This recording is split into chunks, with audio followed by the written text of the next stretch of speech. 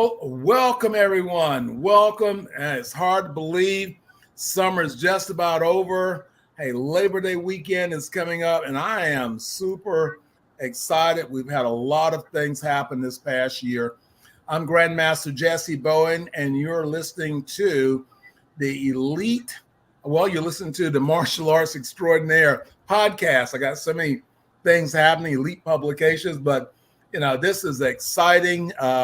We just released our new magazine, our new book, and we added a couple things different. And I'm going to introduce my guest in just a few moments. But what we introduced this year was our top schools select, by the American Martial Arts Alliance to be a part of the Martial Arts Extraordinaire. And, we gave schools around the country and, outside of the country to actually participate, for us to learn about their schools, their bios, and then for us to choose to select them to be in our magazine. And you can get a copy of the magazine, just follow your link, or you can also go to Amazon. But it's the feature of our top select schools. Now, I don't believe in famous. And what does that really mean? Well, famous is that, you got all these tournament trophies, you got all this other stuff. What I believe in is that there are great martial artists from around the country.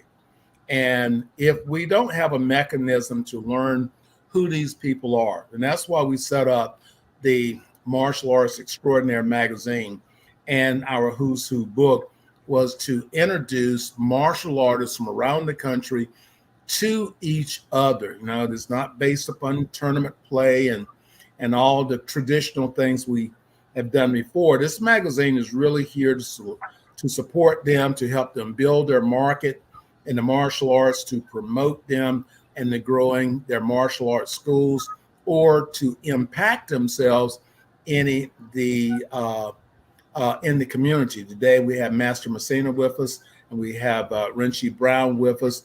Today is Ladies' Day. We're coming up on September, so I'm making today Ladies' Day. Hello, ladies. How are you doing? Good. How are you? Good. How are you? All right. I'm doing better. And so, really, our program today wanted to showcase you and your schools in different parts of the country.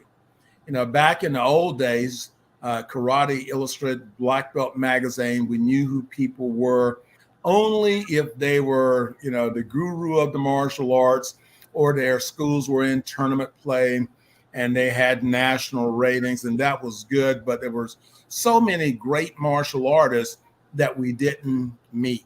And our whole organization is about legacy, and really wanted to have you on to introduce yourself to our audience and to share this podcast with your students. So I guess, Renshi Brown, I guess we'll start with you. Then we'll come back to Master Messina. So tell us a little bit about you, where the name of your school, where you're located. Yes, sir. Thank you, Hanchi, and thank you for the opportunity to be on the podcast today. My name is Muriel Brown. I am currently located in San Antonio, Texas. And I have been here in Texas for about 11 years in San Antonio. I practice Goju-Ryu, which is our Japanese style of martial arts. I started in 2007. So I've been practicing for about 17 years now. This month, September will be 17 years. And I'm still excited about it. I am married. I have one son. And I've also retired from the military, spent 27 years in the military, which was indeed an honor to serve in the Army. Well, thank you for your service. That's the first thing I want to say. Thank you for your service. And I know that, bringing that leadership, into your martial arts school, I know that was impactful. So how has your school impacted your community? Yes. So the Jaguar Dojo, which is the name of our school, and the Jaguar Dojo is actually named after my fighting name, when we become black belts, we get a fighting name, and my fighting name is the Undaunting Jaguar, and so hence the Jaguar Dojo. And so, how have we impacted the community? We have gone out to feed the homeless. We participate in the food bank by um, um, putting food packages together, and those packages are delivered to the underprivileged students and the homeless as well. Um, so we participate in the food bank. We'll also participate in the Children's Hunger Fund, again, where we package, and that I like especially because you can take your kids, even if they're 4-year olds or 5-year olds, all the way up to adults. Everyone can participate. And even if it's just putting a canned good into a box, they're still helping out. So everyone has a chance to participate in that. And we have also participated in feeding and assisting our senior citizens. We have a senior citizens area right down the street from our school. And we're participating in feeding them and giving out different items to them that are badly needed, especially during the summer, because most of the seniors need fans because they don't have the air conditioned homes like some people do, and just giving out different things to them to make their life a little bit more better every day. Well, I really want to talk to you a little bit later. We are a presenting organization for the Presidential Community Service Award, and we're trying to get martial arts schools to come in, be a part of the Presidential Awards program. So the Presidential Award, Community Service Award, is like the second highest award presented to citizens, and is signed by the President of the United States. And so it's a good recognition. And I think that the more that we promote community service, this is the way that I look at making a difference, is by teaching our kids and our students about giving, not just taking. So about being able to give back. And this is where we make a difference. And we don't have the selfish students because they understand the needs of others. So yeah, definitely would love to talk to you about your school being a part of the Presidential Community Service Program. And this will give them an opportunity to, earn points. They can receive a medal. They can receive the letter from the president. So there's a lot of really great things that the American Martial Arts Alliance Foundation that we're trying to bring into the martial arts community, and not just be an organization that we're here and we don't do anything for you. We really work hard at trying to give back to the community. And you're already doing these things. What is the key to your school's longevity? I think it's support from the Black Knight Karate Association, which is an association that we're with now, getting support from them, especially with our Supreme Grandmaster Ed Brown, who is located out of Houston. He is our top guy. And getting the support from the organization itself. We have members from the organization that are right here in San Antonio. And they have actually come over to my dojo and have supported the organization. And in addition to that, my parents, they are so supportive. If the dojo needs anything, they get it. I mean, they get it for them with no questions asked, whether it's providing some candy. I have a little candy bowl. So everyone does well in the dojo that day. They can, if they get a go ahead from me, and then they get a go ahead from their parents, they can go into the candy box and get some candy before they leave. So I think it's just my parents, my organization, and my parents who have been so supportive, and they're communicating with them. knowing about the organization, keeping their kids involved, coming to training. They're the ones who bring them to training every day, and I'm so grateful for them for doing that. And also they spread the word. I give them flyers, I give them cards, and they spread the word. They bring their friends. We have a fun Friday. I try to do it every quarter, where everyone comes in and they play games, but they don't know that all the games are centered around focus, focus. And so they come in, they're able to invite their friends to come and participate in there as well. And they get pizza at the end of the Fun Friday. So I think just having different activities for them helps. Well, that's a sign of great management and leadership. And this is really key. We had a book project we've been launching for the past 2 years called Elite Martial Artists in America. And the Elite Martial Artists in America is about sharing, stories on leadership. And it's about sharing the stories, about business. And also it's really about sharing that personal story of, how did the martial arts impact your life? Now, we use the slogan a lot that, martial arts is a way of life. How do you teach that? How do you teach that in your school?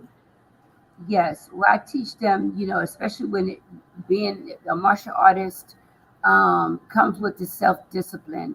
I teach them about self-discipline.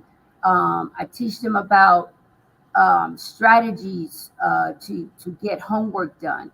I teach them about, you come in here, you get your karate done, you do exactly what the sensei is asking you to do, and then you go home. And if your parents are asking you to do something, there's no question, you just do it, And I told them that is part of their self-discipline.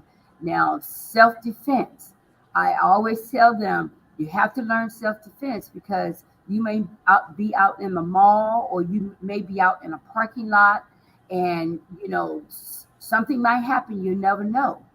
You just never know. So you have to always be on your guard. Always watch who's around you, who's in front of you, who's in back of you, because you just have to be aware of what's going on around you to protect yourself. Well, that is great, and we look at karate as a way of life. And, everything that you do really relates back to, or martial arts, a way of life, relates back to your dojo, the respect of coming in. And when you teach respect and it's happening every day, that becomes a part. Everyone, this is Grandmaster Jessie Bowen, and this is our podcast, the Martial Arts Extraordinaire Podcast. Check out our magazine. Renshi Brown is featured and her school is featured in there, in the magazine. Okay, we're going to go over to Master Messina. And, she's the smiling girl. Hey, ma'am, how you doing? Hey, sir, how are you? Better and better. You are a big part of the martial arts. You do so much in the martial arts. You have a fantastic school. So let's go through and let you introduce yourself to our audience. Name of your school, where you guys are located. So I'm going to turn that over to you. Thank you. So my name is Meggie Messina, and I live in Long Island, New York. I started training in Brooklyn, New York. I have been here on Long Island for almost 25 years. I've been practicing the martial arts just about 40 years, and I absolutely love what I do. Well, I have had the great opportunity to meet some of your students, and I must say that you do a great job. You've got great students, and if I had to have students, your students are the one that if you need me to come up and teach a class anytime, hey, I'd love to be able to do that because they're such fantastic young people, and I see the leadership and I see all the things that that you bring. And again, we have worked with you on a number of occasions. And that was the reason when we started the program, your school was one of the first schools that we thought about. We thought about your school, and we also, we thought about you. So you're a martial artist, but you're also an author. So you have what now? 5 books, 4 books? I know you have your 2 books, and then Yes, sir. You're a co-author with me in about three or 4 books. So let's talk about your books. My books, I had written and then republished it with American Martial Arts Alliance's Making Maggie, Little Miss Tri-County, and it's a story of it's my autobiography. And then my second book was somewhat like an autobiography, but it was dedicated to my siblings, which I lost during COVID. And it's basically a call to action and to bring more awareness, but not just the awareness, because I think a lot of us are aware of what goes on as far as in poverty-stricken areas and people of mental illness and unfortunate people having children that probably should have thought about 10 times before having them. But unfortunately, children are in the world. So it's still a major problem in our foster care system and about placement and abuse. And it's one of my passions is to try to bring about change, but recognizing I can't do it alone. And we desperately need to come together and collaborate and become a unit to really bring change about what the issues are today, because children continue to die, parents continue to die. And it's heart-wrenching to watch, one generation after the other.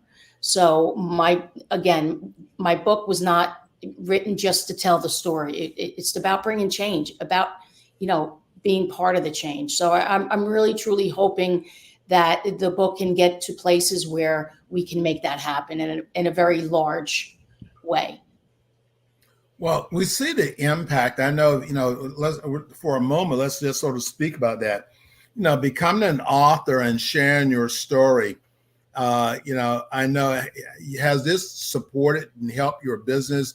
I know you've got a lot of publicity in the community. So let's talk about that just for a second.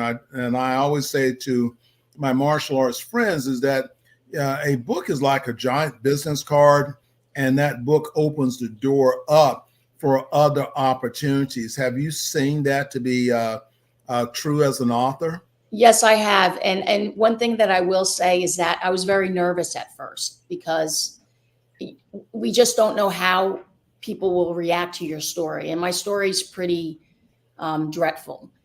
And so to start off, I was very nervous, but then I was pleased how it was received by the community. People were almost relieved to see that I'm not someone from privilege. I'm someone from a very tough place, and I've worked my butt off to become who I am and to remain where I am. And yes, it has, because I've gotten numerous calls from TV shows for interviews and the newspapers, local, and we're still working out some other stuff in the horizon.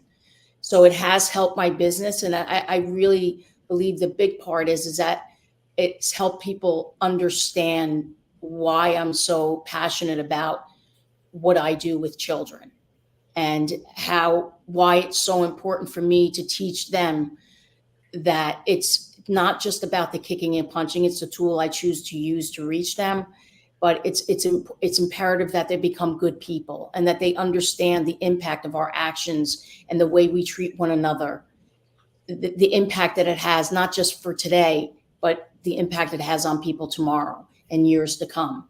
And it's just so essential that we teach our children this from a very young age. And it's just, let's take bullying, for instance. I don't think children really understand the impact of their words and their actions at a younger age. And I think that the peer pressure is so intense at certain ages of children that to fit in and to be the cool kid, that they don't understand the impact of their actions and their words later on in life for people.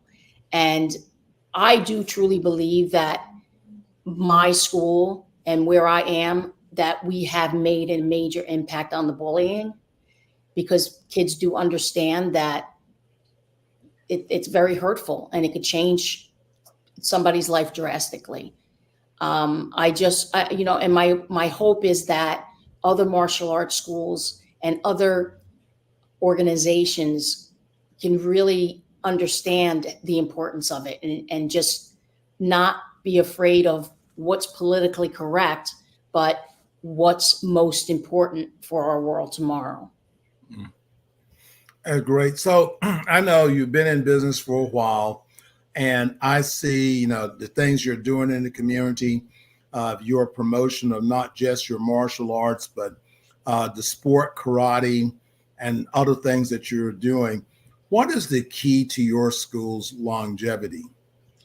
I believe the key to my longevity is staying true to my heart and staying true to my roots and what my goals are. That can be very hard when, I had somebody come and offer me a good amount of money for my school. And it was early on. And, as enticing as it may have sounded, I had to remember that I'm not here just to make money. I'm not doing what I'm doing just because I enjoy like being called master or whatever the ego tricks are for some. I'm here because I'm on a mission. And, my mission is to help children become their best version of themselves from the inside out. And children love to help one another. They love to become leaders. And the way I run my program is kids start helping one another as early as 6 years old. And as they move up the ranks, not just in color, but also in age, they continue to do that. And so then you develop a program where the school is almost running itself and the children are helping it grow. And as they grow into young adults, they continue to do that. And then later on, when they're leaving for college or leaving to start the adult part of their life, they are awesome people. They turn out to be really good people. And people see that. The community sees that. And they want their kids to be that same type of person in society. And I believe that is why my student retention is so good as well. I have awesome student retention. Some people scratch their heads and they're like, how do you sign a kid up at 3? And they say all the way through college and still come back and help while they're out of college for vacations and stuff. It's all about making that person feel awesome. If somebody feels really awesome about themselves, they're going to want to be surrounded by what's making them feel so great. But as a leader, it's also my job to make sure that none of that egotistical stuff or bullying or any of that I'm a higher belt than you kind of thing that goes on happens either. So I would say that it's important for the leader of the school, that the instructor that started the business like any other business, to make sure that you stay present, because it's easy for, within your absence, it's easy for the school to lose its initial journey, and not to allow others that you may have in command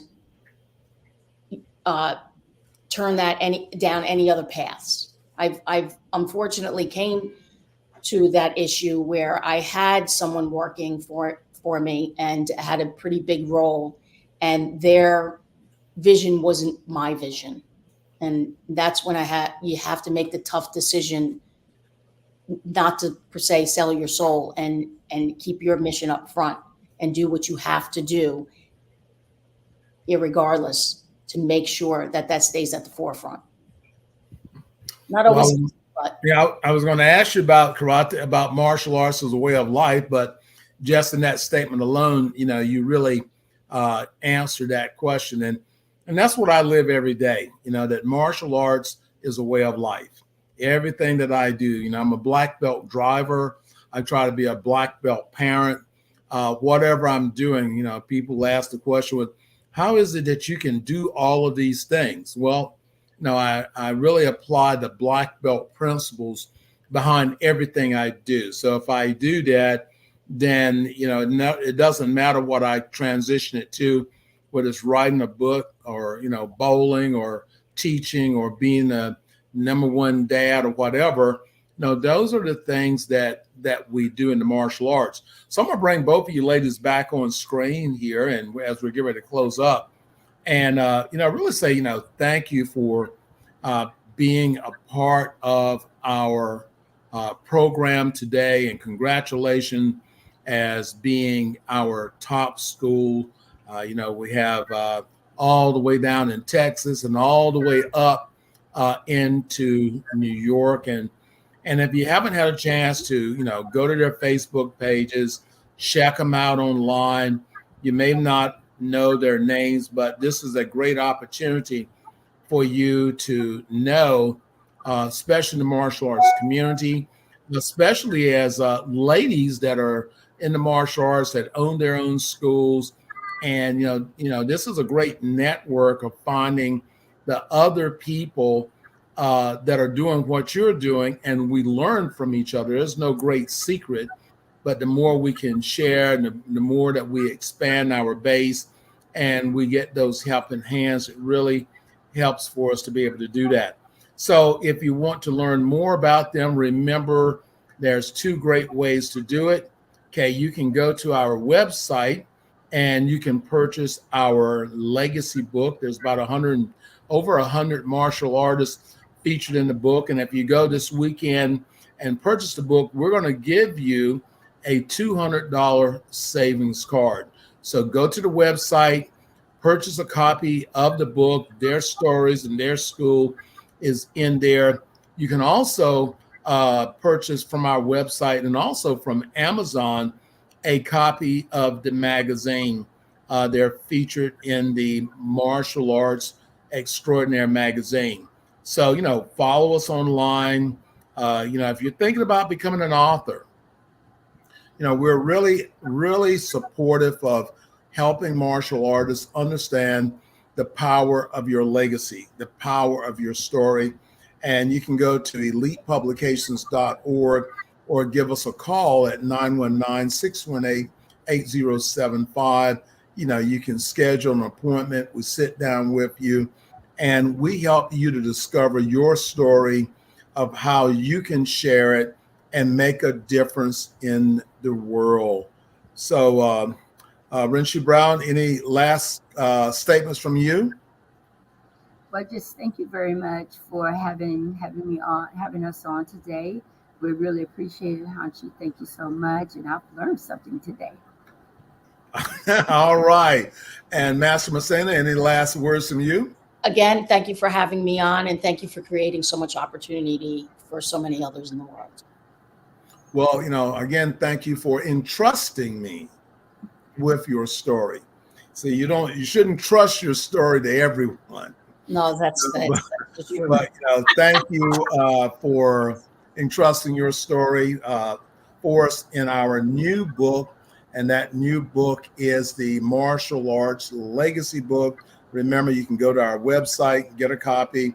It's available on Amazon. So remember, everyone has a story. You just have to get it out. Hey, this is Grandmaster Jessie Bowen saying, be blessed.